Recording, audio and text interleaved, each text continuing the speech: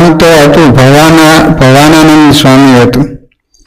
તેઓ સંગીત વિદ્યામાં પારંગત હતા. તેથી સર્વને કહ્યા કરતા કે મહારાજ બીજા સાધુના વખાણ કરે છે અને મારા તો કરતા નથી.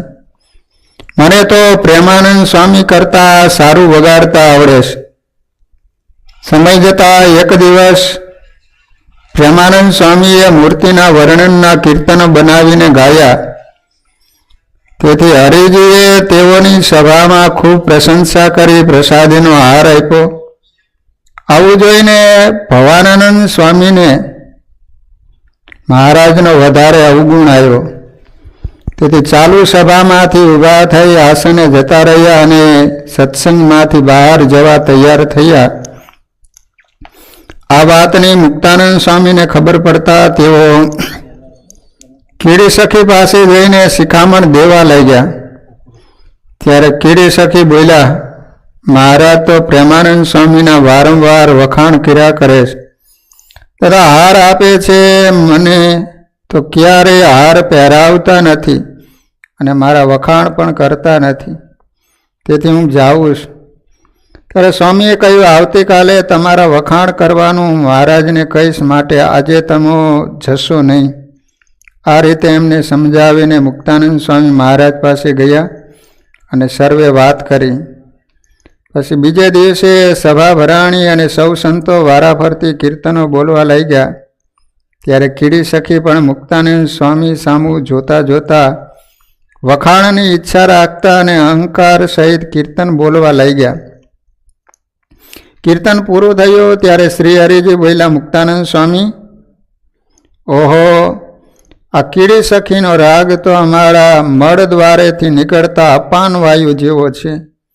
આવું સાંભળતા વેદ કીડી સખી સભામાં ઊભા થઈ ગયા અને બોલવા લાગ્યા, હું તો મોટા રાજાને રીઝાવો એવો જ. અહીંયા કોઈને મારી કલાની ખબર પડતી નથી, તેથી હું રાજાને રીઝવવા જાઉં છું. ત્યારે મહારાજે કહ્યું, મને કેવો જાણો છો? તો કહે, ભગવાન. ત્યારે હરિજીએ કહ્યું, માન મૂકીને સત્સંગમાં રહો તો તમારી વિદ્યા કામમાં આવશે, નહીતર નહીં આવે. ત્યારે કીડી સખી બોલ્યા, હું તો મારી સામર્થ્ય કરી મોટા મોટા રાજાઓને રાજી કરીશ અને મોટા મોટા ઇનામો મેળવીશ, એમ કહીને જતા રહ્યા. પછી રસ્તામાં ચાલતા જતા હતા ત્યારે એક જીવડું કરડ્યું. એના કારણે નખની આંગળીઓ પાકી અને પતનો રોગ થયો. તેથી વાજિંત્રો વગાડી શક્યા નહીં. પછી તેઓ ખાનદેશ બાજુ ગયા અને તે રીબાઈને મૃત્યુ પામ્યા. જોયું ને ભક્તજનો, માન નામનો દોષ કેટલો બધો ખતરનાક છે. આવા મોટા સંત હતા છતાંય પણ માને કરીને સત્સંગનો ત્યાગ કરીને ચાલ્યા ગયા. અંતે રીબાઈને મરી ગયા. પણ માન નામના દોષને કારણે ભગવાનની સમીપે કે ભગવાનની સાથે પણ રહી ન શક્યા. શ્રી હરિના સમયમાં અનેક વિદ્વાન સંતો હતા. તેવામાં પરમ ચૈતન્યાનંદ સ્વામી પણ એક વિદ્વાન સંત હતા, પરંતુ તેઓ બહુ માની હતા. તેથી શ્રી હરિનો રાજીપો એમની ઉપર ન હતો. વડતાલમાં જ્યારે દેવોની પ્રતિષ્ઠા થઈ ત્યારે અક્ષરાનંદ સ્વામીને મહંત કર્યા. તેથી ચાલુ સભામાં ચૈતન્યાનંદ સ્વામી ઊભા થઈને ચાલવા લઈ ગયા. એટલે મુક્તાનંદ સ્વામીએ કારણ પૂછ્યું. ત્યારે તેઓ બોલ્યા કે મારા જેવા વિદ્વાનની મહારાજ કદર કરતા નથી, અને એક સામાન્ય વ્યક્તિને કે ખેતનું કામ કરનારો આવેલો અક્ષરાનંદ એને વડતાલ મંદિરના મહંત બનાવ્યા. તેથી હવે મારે સત્સંગમાં રહેવું નથી, તેથી હું જાઉં છું. આ રીતે કહીને ચાલતા થયા. તેથી એની પાછળ એમના શિષ્યો પણ ચાલતા થયા. ત્યારે તેઓ કહેવા લાગ્યા, મને તો માનભાઈ લઈ જાય છે તેથી જાઉં છું, પરંતુ તમો કેમ મારી પાછળ આવો છો? જો તમારે મોક્ષનો ખપ હોય તો પાછા જાઓ અને શ્રીજી મહારાજની સાથે રહો. પછી એના શિષ્યો પાછા આવ્યા અને ચૈતન્યાનંદ સ્વામી ધર્મપુર ગયા. પછી ત્યાં કુશળ કુંવરબાઈને સત્સંગ કરાયો. આ રીતે વાલા ભક્તજનો, માને કરીને પૂર્ણાનંદ સ્વામી, નિર્વિકારાનંદ સ્વામી, હરિહરિયાનંદ સ્વામી, નિર્વિકલ્પાનંદ સ્વામી. નિર્વિકલ્પાનંદ સ્વામી તો કેટલા બધા વિદ્વાન હતા, પણ એક માનને કારણે મુક્તાનંદ સ્વામી વડોદરા સભા જીતીને આવ્યા. મહારાજે વખાણ કર્યા ને નિર્વિકલ્પાનંદ સ્વામીને એમ થયું કે ઓહો, એક વડોદરાની સભા જીતીને આવ્યા અને સ્વામિનારાયણ ભગવાન આટલા બધા વખાણ કરે, ખરેખર મને જો મોકલો હોત ને તો પણ હું સભા જીતીને આવત. અને નિર્વિકલ્પાનંદ સ્વામી મહારાજનો ત્યાગ કરીને ચાલી નીકળ્યા. માટે ભગવાને પ્રથમ પ્રકરણના 56મા વચનામૃતમાં વાત કરી છે કે અત્યંત આત્મજ્ઞાનનું બળ હોય અથવા ભગવાનને વિશે દ્રઢ ભક્તિનું બળ હોય અને એના માનને યોગ્ય કરીને જો ગરીબ હરિભગતને નમાય નહીં અથવા એઓની આગળ દીન વચન બોલાય નહીં તો એ પણ એમને વિશે મોટી ખોટ છે. તથા નિર્માની ભક્તમાં મોટા ગુણ આવે એવા મોટા ગુણ માનીમાં ન આવે. માટે જેને ભગવાનને પ્રસન્ન કરવા હોય એને જ્ઞાન, વૈરાગ્ય, ભક્તિ તથા બીજા કોઈ શ્રેષ્ઠ ગુણ હોય એને અભિમાને કરીને અટંટ થવું નહીં. અતિશય પ્રેમ લક્ષણા ભક્તિ હોય અને એ ભક્તિએ કરીને ભગવાન એને વશ વર્તતા હોય અને જો એ ભક્તિનું ભક્તના હૃદયમાં માન આવે તોય પણ એને અતિ ખોટ છે. અને આત્મજ્ઞાનનું માન હોય અથવા વૈરાગ્યનું માન હોય પણ એ અભિમાન તો દેહાત્મ બુદ્ધિને જ દ્રઢ કરાવે. માટે ભગવાનના ભક્ત હોય એને કોઈ પ્રકારે અભિમાન રાખવું નહીં. એ જ ભગવાનને રાજી કર્યાનો ઉપાય છે. અંતરદ્રષ્ટિવાળા જે ભગવાનના ભક્ત હોય તે જો તપાસીને પોતાના હૃદય સામું જુએ તો જ્યારે લગારે માન આવતું હશે ત્યારે હૃદયમાં રહી જે ભગવાનની મૂર્તિ એની નજર કરડી દેખાતી હશે. અને જ્યારે નિર્માનીપણે વર્તાતું હશે ત્યારે પોતાના હૃદયમાં રહી જે ભગવાનની મૂર્તિ એની દ્રષ્ટિ અતિ પ્રસન્ન જણાતી હશે. માટે ભક્ત હોય એને વિચારનું બળ રાખીને કોઈ પ્રકારનું માન ઉદય થવા દેવું નહીં. અને જો માન સહિત જ્ઞાન, વૈરાગ્ય, ભક્તિ હોય તો જેમ સોનું હોય અને એમાં ભેગ ભળે ત્યારે સોનું 15 વલું કહેવાય, તેથી વધતો ભેગ ભળે તો 12 વલું કહેવાય, એથી વધતો ભેગ ભળે તો 8 વલું કહેવાય. એમ એ ભક્તને જ્ઞાન, વૈરાગ્ય અને ભક્તિમાં જેમ જેમ અહંકારનો ભેગ ભળતો આવે તેમ તેમ ત્રણેય ઓછા થતા જાય. માટે માન રહિત જે જ્ઞાન, વૈરાગ્ય અને ભક્તિ એ તો હોળવલા હોના જેવા છે. અને માન સહિત હોય એ ઉપરથી તો એને ઘણો શોભાડે પણ એના અંતરમાં ઝાઝુ બળ હોય નહીં. માન રહિત ભક્તના જ્ઞાન, વૈરાગ્ય અને ભક્તિ એ આકાશ સરખા બળવાન છે. માટે ઉપરથી તો જણાય નહીં પણ નિર્માની ભક્ત એ સર્વથી શ્રેષ્ઠ છે. અને જેમ બાળક હોય તે દિવસ કાંઈ માનનો ઘાટ સંકલ્પ હોય નહીં, એમ જ સાધુને તો ગમે એટલી પૂજા પ્રતિષ્ઠા થતી હોય તોય પણ બાળકની જેમ માન રહિત વર્તવું. આ રીતે માને કરીને મા ભક્તજનો ઝીંઝાવદર ગામના અલૈયા ખાચર કેવા ભગવાનના ભગત હતા, જેને જિંદગી પર્યંત બ્રહ્મચર્યનું પાલન કરેલું. પણ એક માનને કારણે મહારાજે વચનામૃતમાં કહ્યું ને કે માન હોય છે એને કારણે મોટા સંતનો દ્રોહ થતો હોય છે. એકવાર મહારાજ સભા કરીને બેઠેલા અને મુક્તાનંદ સ્વામીને પૂછ્યું કે સ્વામી, આ સત્સંગમાં પહેલા નંબરમાં આવે એવા હરિભગત કોણ હશે, સૌથી શ્રેષ્ઠ?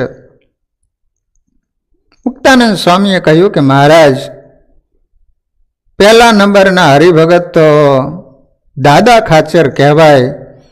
કારણ કે દાદા ખાચરનું સમર્પણ એના મહિમાની વાત ન થાય. મહારાજે બીજી વાર પૂછ્યું કે સ્વામી બીજા નંબરમાં કોણ આવે? સભામાં એલૈયા ખાચર બેઠા હતા. એને એમ થયું કે બીજા નંબરમાં તો મારો વારો આવશે. હું આવો ભગત, જિંદગી પર્યંત મેં બ્રહ્મચર્યનું પાલન કરાવેલું, કેટલાય હરિભક્તોને મેં સત્સંગ કરાવેલો, કેટલાય જીવોને સ્વામિનારાયણ ભગવાનની ઓળખાણ કરાવરાવી, એટલે શાયદ બીજા નંબરમાં તો મુક્તાનંદ સ્વામી મારું નામ આપશે. પણ મુક્તાનંદ સ્વામીએ કીધું કે મહારાજ બીજા નંબરમાં તો અગતરાય ગામના પર્વતભાઈ, પર્વત એટલે પર્વત કહેવાય. અને મહારાજે કીધું કે ત્રીજા નંબરમાં, અને ત્રીજા નંબરમાં એલૈયા ખાચરનું નામ ન આવ્યું અને એલૈયા ખાચરનો હાથ તલવાર ઉપર ગયો. મહારાજ જાણી ગયા. તરત જ મહારાજ સભામાં મુક્તાનંદ સ્વામીને કહે છે કે સ્વામી તમારી નજર પોઈગી નહીં. ખરેખર અલૈયા ખાચર એટલે અલૈયા ખાચર.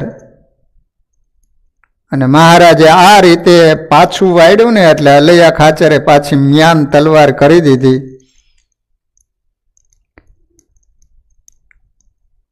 તમે વિચાર તો કરો કે એક મુક્તાનંદ સ્વામી સત્સંગની માં કહેવાય,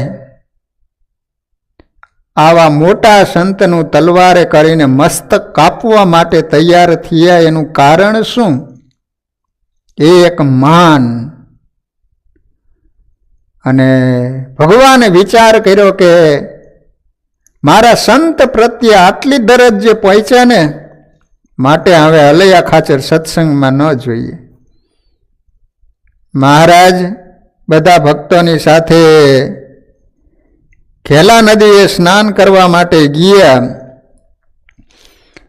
મહારાજે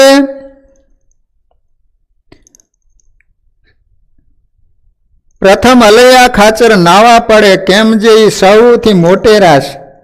આવું સાંભળી અલૈયો તો ફૂલાણો અને એક કપડું પહેરીને જ્યાં પડવા ગયા ત્યાં હરી એક કપડું ખેંચી લીધું. તેથી નગ્ન થઈને અલૈયો પાણીમાં પડ્યા. પાણીમાં રહીને કપડું માગવા લાગ્યા. ત્યારે શ્રી હરિએ કહ્યું, તમોએ મુક્તાનંદ સ્વામીનો અપરાધ કર્યો છે, માટે નગ્ન રૂપે બહાર આવી નિર્માની થઈ સ્વામીને દંડવત કરીને માફી માગો, ત્યાર પછી ધોતિયું મળશે. પરંતુ માનની મૂર્તિ એવા અલૈયાએ હરિનું વચન માન્યું નહીં. પછી પોતાની મેળે બહાર નીકળી કપડાં પહેરી ઝીંઝાવદર જતા રહ્યા. પછી શ્રી હરિ ધામમાં જવા તૈયાર થયા. ત્યારે ગોપાળાનંદ સ્વામીએ પત્ર લખીને મોકલ્યો અને છેલ્લા દર્શન કરી જવાની ભલામણ કરી. તેથી અલૈયો ઘણા વર્ષો બાદ ગઢડા આવ્યા, પરંતુ માની સ્વભાવ તો સાથે જ હતો. આવીને અક્ષર ઓરડીએ ગયા. ત્યારે મહારાજને ખબર પડી કે અલૈયો અમારા દર્શને આવે છે. તેથી બ્રહ્મચારીને કહ્યું, જ્યાં સુધી અલૈયો મુક્તાનંદ સ્વામી પાસે જઈ દંડવત કરી માફી ન માગે ત્યાં સુધી અમો એને દર્શન દેવાના નથી. આ રીતે કહીને મુખ ઉપર ઓઢી ગયા. તો અલૈયો આવ્યા. તેથી દાદાએ કહ્યું, મહારાજ અલૈયાને દર્શન આપો. પરંતુ હરિજીએ કાંઈ જવાબ ન આપ્યો. એટલે માનની મૂર્તિ અલૈયો અંદર ન ગયા અને બારણામાંથી પાછા વળી ગયા અને ઝીંઝાવદર જતા રહ્યા. પછી મહારાજ ધામમાં જતા રહ્યા. એ વાતની અલૈયા ખાચરને ખબર પડી. તુરંત દોડતા દોડતા ગઢપુર આવ્યા. મુક્તાનંદ સ્વામી આગળ માથા પછાડીને રડવા લાગ્યા. પરંતુ પછી શું? હરિજી તો જતા રહ્યા હતા. એટલે અલૈયા પાસે પસ્તાવા સિવાય કશું જ ન રહેતું. હે ભક્તો, એટલા માટે તો મહાપ્રભુએ વચનામૃતમાં કહ્યું છે કે માની ભગત તો મને દીઠો પણ ગમતો નથી. તેનું જો કોઈ કારણ હોય તો એ છે કે બીજા અંતઃશત્રુ હોય તો એથી સંતનો દ્રોહ નથી થતો, પરંતુ એક માન હોય તો મોટા સંતનો દ્રોહ થવાનો સંભવ છે. માટે માનનો ત્યાગ કરવાનું કહ્યું છે. આ રીતે વાલા ભક્તજનો, માને કરીને મહારાજ કહે છે કે ભગવાનના ભક્તનો દ્રોહ થાય છે અને દ્રોહી કરીને આસુરી બુદ્ધિ થાય છે. વાલા ભક્તજનો, આજે મધર ડે છે. ખરેખર માના ઉપકારો આપણી ઉપર એટલા બધા છે કે શાયદ 100 વર્ષ પર્યંત માની સેવા કરીએ તોય પણ એના ઋણમાંથી આપણે મુક્ત ન થઈ શકીએ. માના અનંત ઉપકારો છે. આપણા અસ્તિત્વનું કારણ છે. જીવનદાતા અને સંસ્કારદાતા મા છે. એક શિક્ષકે વિદ્યાર્થીને પૂછ્યું કે माँ कैसी होती है? तो विद्यार्थी शिक्षक ने जवाब आप्यो कि मैं जब रोता हूँ तो वो रोती है, मैं जब हंसता हूँ तो वो हंसती है, सर मम्मी ऐसी होती है. डगमग पग टकतो नहीं, खाई न सकतो खाज, उठी तो आप थी लेश हती नहीं लाज. ये अवसर दया आणी ने सुख आप्या, दुख वेठी ने ये उपकार अमाप. माँ खरेखर भगवाने आ शब्दनी अंदर दुनियानी सारी मीठास मूकी दीधी. माँ एक एवं पात्र छे कि हमेशने माटे एने दीकरानी भूल देखाती ज नथी होती. कायमने माटे दीकराने माफ करनारी माँ होय छे.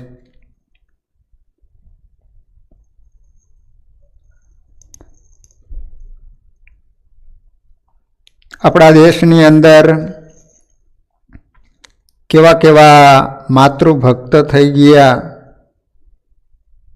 एक बे मातृभक्तोनी आज मधर डे छे एटले वात करूं. तमे सौ कोई जाणो छो के श्रवण पोताना अंध माँ बाप ने कावड़ में बेसाड़ी अने भारतभरना तीर्थोनी यात्रा करावी हती. मातृपितृ भक्त श्रवण थई गया.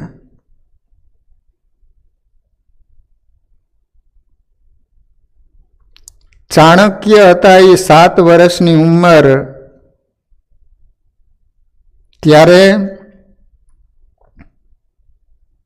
एनी डाढ़ उपर एक सोनानो जेवी एक डाढ़ हती, दागो हतो. डाढ़ उपर ज्यारे एनी माए दाग जोयो त्यारे एनी मां रड़वा लाग्या. तारे चाणक्य एनी मां ने पूछ्यु कि मां तमे शा माटे रड़ो छो?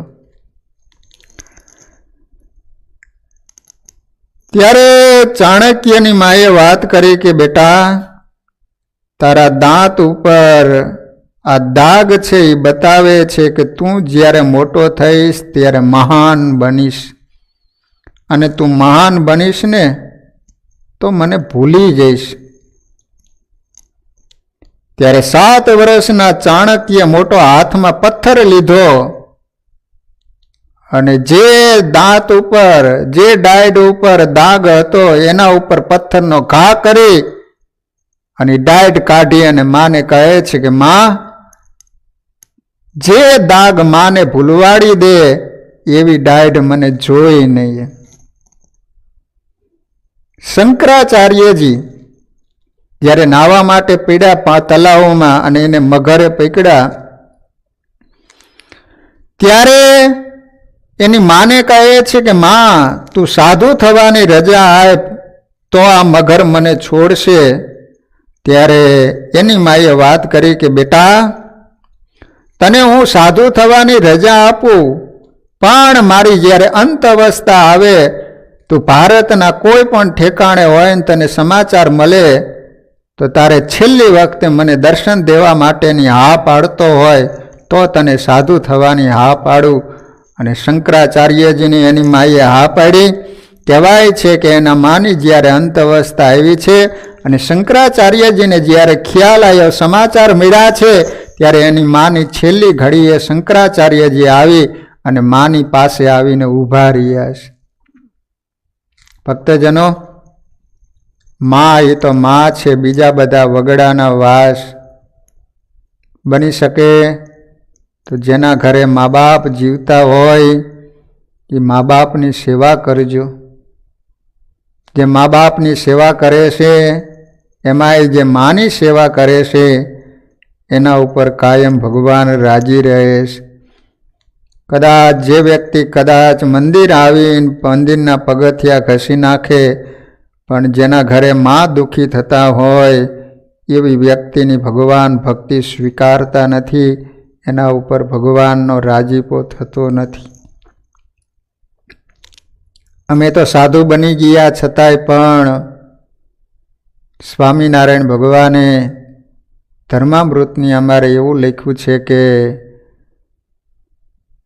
અમારે બીજો કોઈ સંબંધ ન હોય, પણ મા કે બાપ જેને જન્મ આપ્યો છે એનું મૃત્યુ થાય એ અમને સમાચાર મળે ને તો અમારે વસ્ત્રો સહિત સ્નાન કરવું પડે, એટલું સૂતક તો અમને પણ લાગે.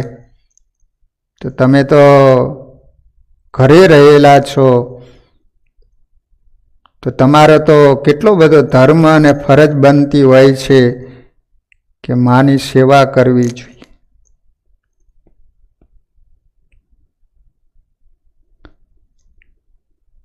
શિવાજી એના માનું મૃત્યુ થયું ને, ધ્રુસકે રડવા લાગ્યા. સેનાપતિએ પૂછ્યું કે મા ઉંમર લાયક હતા, એની પાછળ આટલું બધું રડવાનું ન હોય. ત્યારે શિવાજીએ રડતા રડતા કહ્યું કે મને શિવો કહેનાર મા ચાલી ગઈ. મને જે તુકારો કરનાર હતી ને એ મા ચાલી ગઈ. હવે મને તુકારો કહીને કોણ બોલાવશે એનું મને દુઃખ છે. બપોરનો સમય થાય અને આવ શિવા જમી લે, એ શિવો કહેનાર જતી રહી એનું મને દુઃખ છે.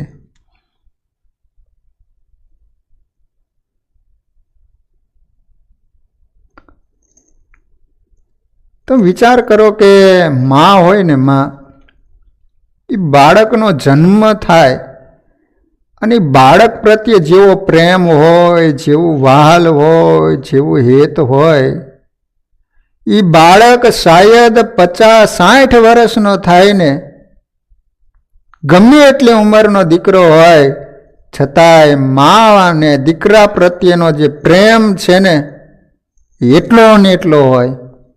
ગંગાના નીર તો વધે ઘટે રે લોલ, પણ માનો પ્રેમ છે ને એ મરે ત્યાં સુધી દીકરા પ્રત્યે સરખો જ હોય છે. એક સત્ય ઘટના ઘટી ગયેલી કે એક યુવાન હવે પ્રેમિકાની સાથે એટલો બધો અંધ બન્યો, એક વૈશ્યાને ત્યાં એ જાય, પછી એટલો બધો એને આધીન થઈ ગયેલો પ્રેમિકાની સાથે. તે એકવાર આ મોજમાં હશે, આનંદમાં હશે, એટલે કહે છે કે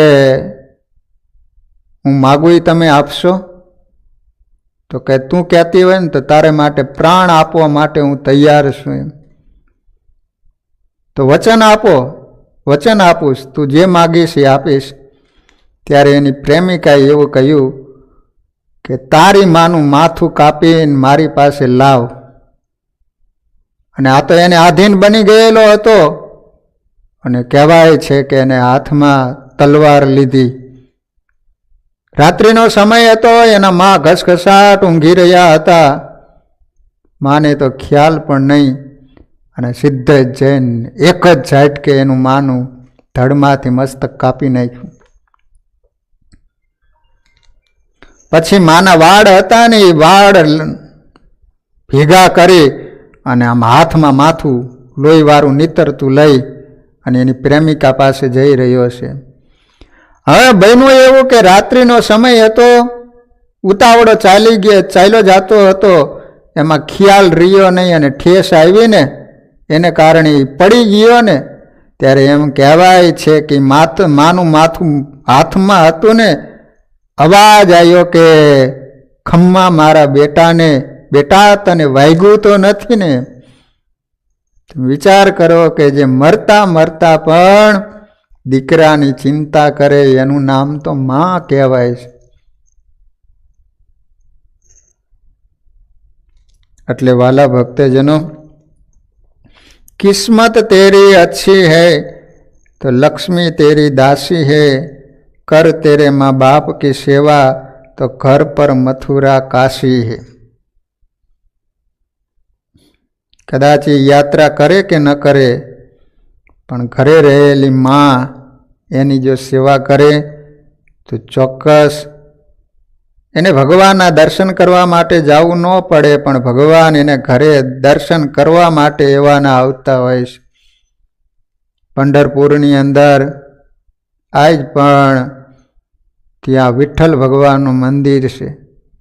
એક પુંડરીક થયેલો માતૃભક્ત એના મા બાપની એવી સેવા કરીને, સવારનો સમય હતો એ વખતે એને ભગવાન દર્શન દેવા માટે આવ્યા છે.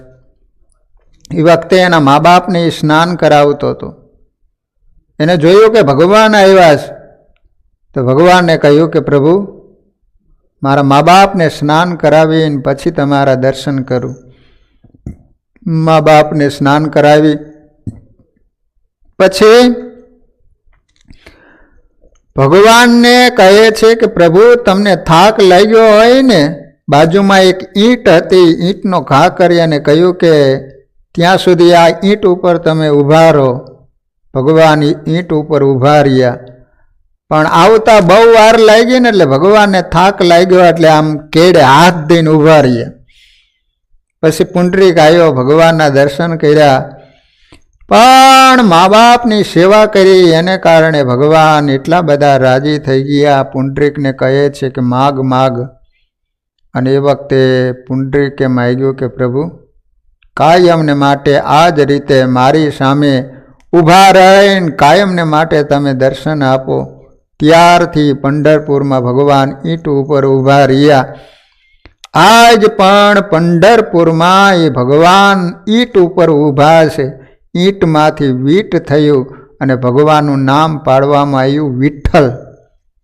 આજ પણ પંઢરપુરમાં વિઠ્ઠલ ભગવાનનું બહુ મોટું મંદિર છે, જ્યાં દરરોજ કેટલું બધું માણસો આવે. 6 કલાકે 12 કલાકે તમને દર્શનનો વારો આવે. એટલી મોટી લાઈન હોય. દરરોજના હજારો માણસો દર્શન માટે આવતા હોય છે. મોટું તીર્થ બન્યું. એનું કારણ શું? મા બાપની સેવા કરી. છપૈયામાં ભક્તિ માતા બીમાર પડ્યા છે તો સત્સંગી જીવન એમ કહે છે કે નાના એવા ઘનશ્યામ મહારાજ ભક્તિ માતાની પગચંપી કરતા હતા. એટલે ભગવાનને કંઈ સેવા કરવાની જરૂર હોય છતાં પણ ભગવાન પોતાની મા ભક્તિ માતાની પગચંપી કરતા, દોડી દોડીને માની સેવા કરતા હતા. એટલે ખાસ બધા જ ભક્તજનોને આ કથાના માધ્યમથી તમારા ઘરે મા બાપ હોય તો પેટ ભરીને સેવા કરી લેજો અને મા બાપનો રાજીપો મેળવી લેજો. ધોળકા તાલુકાનું રૂપગઢ નામનું ગામ છે. રૂપગઢ, ત્યાં એક રાજુ નામનો છોકરો, એની મા વિધવા. એની મા નાનપણથી છોકરાને સારા સંસ્કાર આપે છે. પછી છોકરો મોટો થયો એટલે નિશાળે ભણવા માટે મોકલે. એમાં બરોબર 17 વર્ષનો છોકરો થયેલો છે. સ્કૂલમાંથી પ્રવાસે જવા માટેની બસ કાઢવામાં આવી, લઈ જાય ને છોકરાઓને પ્રવાસ માટે. ત્યારે રાજુએ એની માને કહ્યું કે માં, મારે પ્રવાસમાં જવાનું છે. એટલે તરત જ એની માએ, ઘણા વર્ષો પહેલાની વાત છે, દીકરાને 20 રૂપિયા આપ્યા. એ જમાનામાં 20 રૂપિયા ઘણા બધા કહેવાતા હશે. માને એમ થયું કે કદાચ પ્રવાસમાં કંઈ ખાવા કરવાનું કદાચ લેવું હોય કે નાની વસ્તુ લેવી હોય. એટલે એની માની સ્થિતિ સાધારણ હતી, વિધવા હતી, બીજું કોઈ ઘરમાં કમાવનારું હતું નહીં. એટલે દીકરાને 20 રૂપિયા આપ્યા કે લે બેટા, પ્રવાસમાં ભૂખ લાગે, કદાચ ચણા ડાળિયા લેવા હોય, કંઈ ખાવાની વસ્તુ લેવી હોય તો લઈજે, કંઈ વસ્તુ લેવાની ઈચ્છા થાય તો. પ્રવાસમાંથી પાછો આવ્યો ને ત્યારે એની માને હાણસી આપી કે માં, હું પ્રવાસમાંથી સાણસી લાવ્યો. ત્યારે એની માએ કહ્યું કે બેટા, સાણસી શા માટે લાવ્યો એમ? ત્યારે એની માને એ દીકરો કહે છે કે માં, હું જોઉં છું આપણા ઘરમાં સાણસી નથી. ઘણીવાર ઓલી તપેલી ગરમ હોય ને તો ઉતાવળમાં ઘણીવાર તું હાથે પકડીને મૂકેશ ને તારા હાથ દાંતતા મેં ઘણીવાર જોયું છે ને. માં દીકરો બનીને માના હાથ દાજતા દેખે અને દિલમાં દુઃખ ન થાય ને તો એને દીકરો ન કહેવાય. તારા હાથ દાજતા જોઈને મારું દિલનું દુઃખ દૂર કરવા માટે આ સાણસી લાવ્યો છું.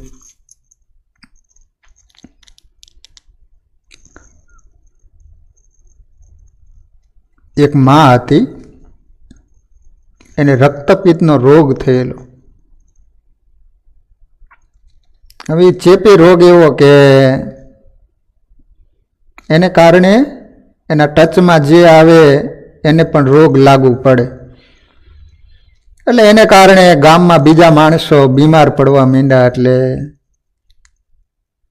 એનો દીકરો હતો ને યુવાન, ગામના માણસોએ બોલાવી અને કહ્યું કે તું તારી માનો નિકાલ કર, કહેતા ખાડો ખોદીને દાટી દે અથવા તો બાજુમાં સમુદ્ર છે એ સમુદ્રમાં પધરાવી. કારણ કે એવો ચેપી રોગ થયેલો છે તારી માને કે એને કારણે ગામમાં ઘણા બધા માણસો બીમાર પડ્યા છે. જો તું નિર્ણય નહીં લે તો અમારે ગામ બધા ભેગા મળી નિર્ણય લેવો પડશે. હવે ગામના લોકોએ આ જુવાનિયાને પ્રેશર કર્યું દીકરાને. એટલે દીકરો વિચાર કરે છે કે માને કઈ રીતે દાટી દેવાય, કઈ રીતે સમુદ્રમાં નાખી દેવાય જીવતી. ઘરે આવ્યો પણ હાંજે જમ્યો નહીં. દીકરા સામે માએ જોયું એટલે દીકરાનું દુઃખ માં વાંચી જતી હોય. ઉદાસ જોયો એટલે માએ પૂછ્યું કે દીકરા, તું ઉદાસ શું? તારા મુખ ઉપર કાંઈક ચિંતા દેખાઈ રહી, બોલ. તો કે માં, બીજું તો કાંઈ નહીં, પણ ગામના માણસોએ એવું કહ્યું છે કે તારી માનો તું નિકાલ કર, નહીંતર અમારે નિર્ણય કંઈક કરવો પડશે. તો માએ દીકરાને કીધું કે જો હું હવે તો ઉંમર લાયક થઈ ગઈ છું, હવે કદાચ જીવું તો માન 5 વર્ષ જીવીશ, તો એના કરતાં બાજુમાં સમુદ્ર છે ત્યાં તું મને લઈ જા અને ઊંચો પર્વત છે એના ઉપર લઈ જઈને પાછળથી તું ધક્કો દઈ જાય એટલે હું સમુદ્રમાં પડીશ અને હું ભગવાનના ધામમાં જતી રહીશ. આમાં ક્યાં મોટી વાત હતી? માએ કહ્યું એટલે દીકરાને વાત સારી લાગી. એને માને લઈ અને સમુદ્રને કાંઠે એક ઊંચો પર્વત હશે એના ઉપર લઈ ગયો. માં કહે છે કે બેટા, તું 10 કદમ પાછળ જા અને ત્યાંથી દોડી અને જોરથી મને ધક્કો મારજે કે જેને કારણે ડુંગરમાં વચમાં ક્યાં અટકાઈ ન જાઉં, સીધે સમુદ્રમાં પડું. એની માએ કહ્યું એટલે એનો દીકરો આમ 10 કદમ પાછળ જઈ અને દોડીને જ્યાં માને ધક્કો દેવા માટે જાય ત્યાં માએ દીકરાનો હાથ પકડી લીધો. કામાં તો કહે છે કે બેટા, તને એક વાત કરવાની હું ભૂલી ગઈ. શું? તો કહે છે કે તું નાનો હતો ને ત્યારે બીમાર બહુ પડતો હતો. પછી ડૉક્ટરને બતાવ્યું ને ત્યારે ડૉક્ટરોએ કહ્યું કે આ છોકરા જો અડદ ખાય છે ને તો બીમાર પડશે. અત્યારે નાનો છે, સ્તનપાન કરે છે, એટલે તમે અત્યારે અડદ ન ખાતા. જો તમે અડદ ખાઈશો તો છોકરો બીમાર પડશે. બીમારનું કારણ એ અડદ છે. એટલે બેટા તને એ વાત કહેવાની ભૂલી ગઈ હતી કે જિંદગીમાં તું કોઈ દિવસ અડદ ન ખાતો, નહીતર તું બીમાર પડીશ. બસ હવે તું મને ધક્કો દે એટલે સમુદ્રમાં પડી જવું. દીકરાને એમ થયું કે મરતા મરતા જે માં મારી ચિંતા કરતી હોય એ માને ધક્કો ન દેવાય, એ માને તો કાવડમાં બેહારીને પૃથ્વીની સારી યાત્રા કરાવાય. તો વાલા ભક્તજનો, આપણી ઉપર માનું ઋણ ઘણું બધું રહેલું છે. આખી જિંદગી આપણે ગમે એટલી માની સેવા કરીએ ને તોય પણ દીકરો કોઈ દિવસ માના ઋણમાંથી મુક્ત થતો નથી. તો આજે મધર ડે છે. અહીં વિદેશમાં તો એક દિવસ 12 મહિને મધર ડે આવતી હોય છે. આપણા દેશમાં તો રોજ ડે હોય. રોજ મા બાપની સેવા કરવી જોઈએ, માની અનુવૃત્તિમાં રહેવું જોઈએ. બની શકે ઘરે મા હોય તો દરરોજ પોતાના ઈષ્ટદેવના દર્શન કરી, પૂજા કરી અને તમારી માને પગે લાગવું જોઈએ. એટલે વાલા ભક્તજનો, આ રીતે શાસ્ત્રોમાં માનો ખૂબ મહિમા બતાવવામાં આવ્યો છે. કૃષ્ણ ભગવાન પણ તમે જુઓ કે એ મથુરામાં ગયા ને, ભલે અહીંયા સોનાના મહેલ હતા, પણ તોય કહેવાય છે કે એકવાર એની થાળીમાં દહીં પીરસવામાં આવ્યું ને, મિશ્રી પીરસવામાં આવી, તો ભગવાન થાળી ઉપરથી ઊભા થઈ અને મહેલ ઉપર જઈ અને વ્રજની સામે એક મીટે જોઈ રહ્યા છે. આંખમાંથી દળદળ આંસુ વહી રહ્યા છે. એ વખતે ઉદ્ધવજી આવ્યા એટલે દેવકીજીએ કહ્યું કે ઉદ્ધવ, આજે થાળી ઉપરથી ઊભા થઈને ઉપર જતા રહ્યા, જરાક તપાસ તો કરો, કેમ આજ જમ્યા નહીં? ઉદ્ધવજી ઉપર ગયા છે તો ભગવાન વ્રજ સામે એક મીટે જોઈ રહ્યા છે. આંખમાંથી દળદળ આંસુ પડી રહ્યા છે. ઉદ્ધવ જોઈ રહ્યા. થોડીક વાર પછી પ્રભુને કહ્યું કે પ્રભુ, કેમ તમે આજે જમ્યા નહીં? થાળી ઉપરથી ઊભા થઈ ગયા. કૃષ્ણ ભગવાન ઉદ્ધવને કહે છે કે ઉદ્ધવ, મારી થાળીમાં દહીં અને માખણ પીરસ્યું ને એટલે મને નંદ અને યશોદા યાદ આવ્યા. બસ નંદ અને યશોદાએ જે મને જમાડ્યા, લાડ લડાવ્યા, હું કેટલા દરરોજ તોફાન કરીને આવતો. દિવસમાં કેટલી વાર માણસો ફરિયાદ લઈને આવતા, રાહ લઈને આવતા, છતાં કોઈ દિવસ નંદ અને યશોદાએ મને ઠપકો નથી આપ્યો. એને જે મને પ્રેમ આપ્યો છે ને, હવે તું મારે માને કહી દેજે ઉદ્ધવ કે કોઈ દિવસ મારી થાળીમાં દહીં અને માખણ ન પીરશે. કૃષ્ણ ભગવાન ભગવાન હતા, છતાંય પણ પોતાના મા બાપની સેવા કરીશ. રામાયણ એમ કહે છે કે પ્રાતકાલ ઉઠી કે રઘુનાથા, માતુ પિતા ગુરુ નાવઈ માથા. રામ ભગવાન સવારે જાગે, પૂજા કરે, પૂજા કરીને પછી પોતાના માત પિતાને પગે લાગતા. રામ ભગવાન, દશરથ રાજા અને કૌશલ્યાજી. પછી તો દશરથ રાજા ધામમાં જતા રહ્યા હતા. કૌશલ્યા માં હતા, એ 14 વર્ષનો વનવાસ પૂરો કરીને આવ્યા પછી તોય દરરોજ માને પગે લાગતા હતા. રામાયણ એમ કહે છે, ભાગવત કહે છે, સત્સંગી જીવન કહે છે, આપણા ધર્મશાસ્ત્રો કહે છે કે જે દીકરો મા બાપની સેવા કરતો નથી તો તો 1 નંબરનો કૃતજ્ઞ છે.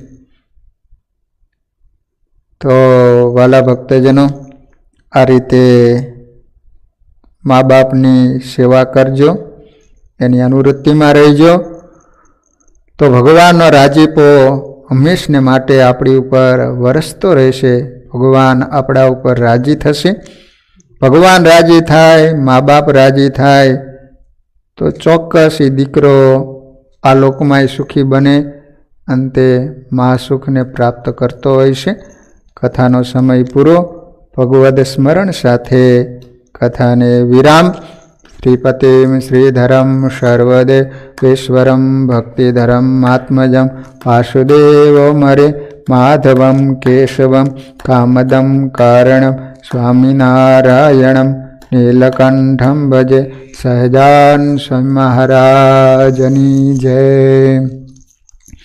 સ્વામિનારાયણ સ્વામિનારાયણ સ્વામિનારાયણ સ્વામિનારાયણ સ્વામિનારાયણ.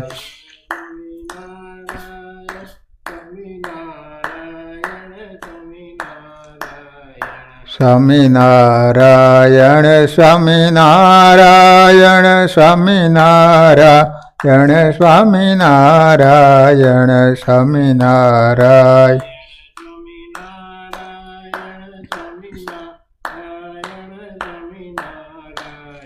સ્વામિનારાયણ સ્વામિનારાયણ